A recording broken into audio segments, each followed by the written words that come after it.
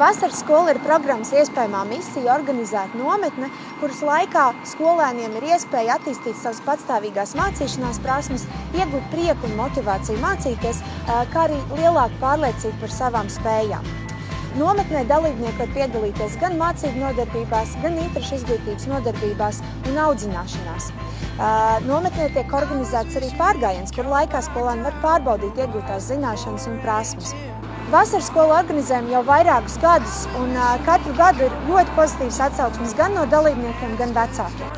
Dienas laikā gan klasēs, gan brīvā dabā notiek visdažādākās mācību nodarbības, kuru kopīgā tēma ir veselīgs dzīvesveids.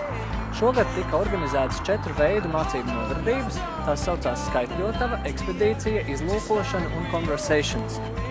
Šo nodarbību galvenais mērķis ir attīstīt skolēnos dažādu veidu prasmes, kas viņiem būs noderīgas, veiksmīgi turpinot mācības skolā. Īpašu uzmanību nodarbībās mēs pievēršam tam, lai skolēni apgūtu prasmes patstāvīgi strādāt un novērtēt savu sniegumu attiecībā pret nodarbības mērķiem.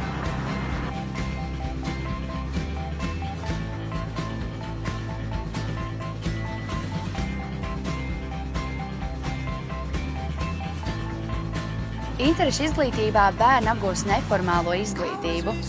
Tās mērķis ir caur dažādām spēlēm un aktivitātēm pilnveidot viņu sadarbības prasmes. Viņi komunicē, diskutē, risina dažādas problēmas, kā gara rezultātā viņi veidojās kā stipra komanda. Šīs prasmes viņiem noderēs arī nākotnē, kad skolā un dažādos pulciņos ir jāiejūtas komandā un jāsadarbojas ar citādāk domājošiem jauniešiem.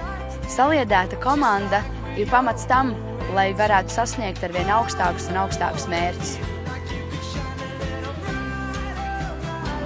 Pārgājiens, jeb grandiozā ekspedīcija, visbiežāk ir gaidītākais vasaras skolas notikums, jo tā ir iespēja doties nepiespiestā brīvā gaisotnē, brīvā dabā, kopā ar savas komandas audzinātājiem un pildīt dažādas aktivitātes.